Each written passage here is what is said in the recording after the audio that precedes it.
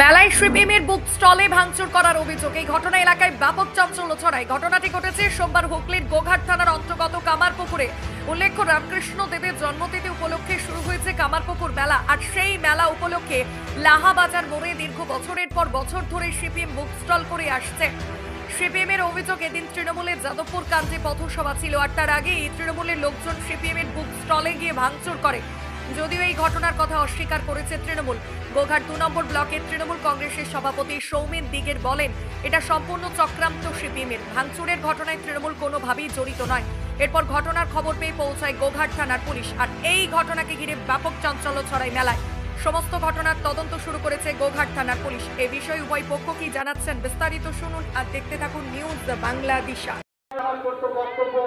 দীর্ঘদিন যাবৎ করি, বছরের পর বছর করি, এবছরও করেছি। কালকে আমাদের রাজ্য নেতৃত্ব মনোদীপ ঘোষ উদ্বোধন করে গেছে। আজকে বুক স্টলটা খোলা হচ্ছে।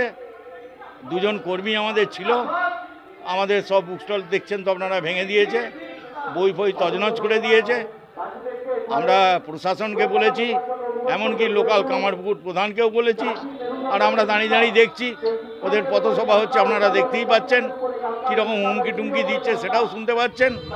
এই বুক স্টলটা ভেঙে দেওয়া যে কী গণতন্ত্রের লক্ষণ জানি না। বই বিক্রি করছি, বিদ্যাসাগরের বই, স্বামী বিবেকানন্দের বই, নেতাজির বই, বিভূতিভূষণের বই, রবীন্দ্রনাথের বই সহ আরও প্রগতিশীল সাহিত্যিক যারা আছেন তাদের সকলের বই বিক্রি করছি, সেখানেও বাধা।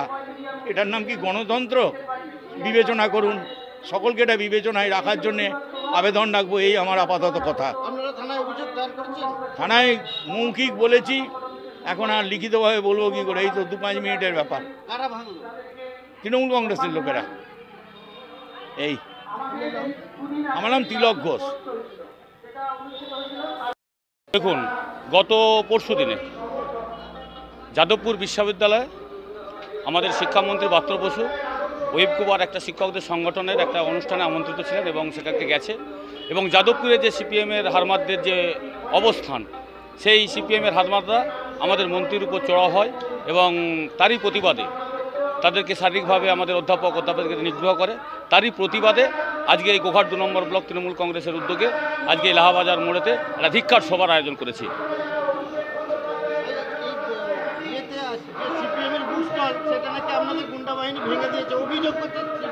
দেখুন, এই সবই চক্রান্ত নাটক।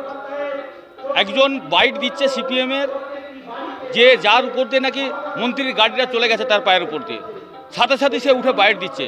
এসব নাটক, সিপিএম নাটক ছাড়া কিছু বুঝে না। দীর্ঘদিন নাটক করে রাজনীতিতে থাকতে চেয়েছিল, সেই জিনিসটা মানুষ ধরে ফেলেছে, তাদের ধাপ্পাবাজি। এই ধাপ্পাবাজিটাকে ধরে ফেলে মানুষ তার উপযুক্ত জবাব দিয়েছে। আজকে গোটা বাংলা জুড়ে তাদেরকে শূন্যে পরিণত করেছে।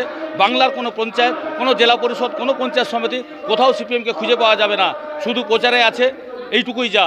আজকে এই গণতন্ত্রপ্রিয় বাংলাতে যেভাবে গণতন্ত্রকে প্রতিষ্ঠা করেছে মমতা বন্দ্যোপাধ্যায়, আপনারা দেখুন এই লাহাবাজার মোড়েতে দীর্ঘদিন ধরে মেলা হয়। আজকে নতুন মেলা নয়, 2011 সালের আগে এখানে যখন মেলা হয়েছে তখন সিপিএম ছাড়া অন্য কারো বুক স্টল প্রতিষ্ঠা পায়নি। আজকে সেই 2024-25 এসে এই কামারপুকুর মেলাতে প্রত্যেক বছরই সিপিএমরা কিন্তু এই বুক স্টল প্রতিষ্ঠা করছে এবং সেখানে তারা বসে তাদের প্রচার করছে। তাহলে গণতন্ত্র কী জিনিস, কিভাবে মিথ্যাচার করতে হয় তারা প্রমাণ দিয়ে দিয়েছে বারে বারে। এইটুকু বলবো যে সব সময় ওরা নাটক করে, মিথ্যাচার করে মানুষকে ভুল বোঝানোর চেষ্টা করে, যেটা আদতে মানুষকে মন পাওয়া সম্ভব নয়, সেটাই ওরা আজকে বুঝিয়ে দিতে চাইছে। হ্যাঁ, অবশ্যই অভিযোগ মিথ্যা। এ ভাঙার জন্য তৃণমূল কংগ্রেস আসেনি। আপনারা দেখতে পাচ্ছেন যেভাবে সহাবস্থানের মধ্য দিয়ে আজকের এই ধিক্কার সভা, এখানে ওরা নাটক করছে, ওরা মিথ্যা অভিযোগ করছে।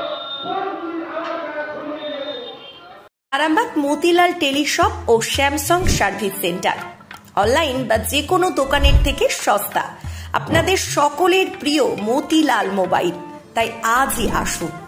পুরানো মোবাইল সারানোর চেয়ে বেশি দামে এক্সচেঞ্জ, 0% ইন্টারেস্টে, 0 ডাউন পেমেন্ট, 0 কস্টে মোবাইল ফাইন্যান্সের সুবিধা।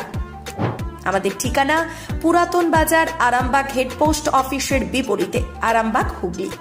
আমাদের যোগাযোগ নাম্বার 7001304430। এনসিপাল অটো প্যালেস, এখানে পাবেন উন্নত মানের হিরো, হন্ডা এবং টিভিএস কোম্পানির বাইক। বিশেষ অফার চলছে, আজই যোগাযোগ করুন। দিঘরা, নতুন বাজার, বালি, গোঘাট, হুগলি। যোগাযোগের নম্বর 8900011146। দেরি না করে আজই আসুন।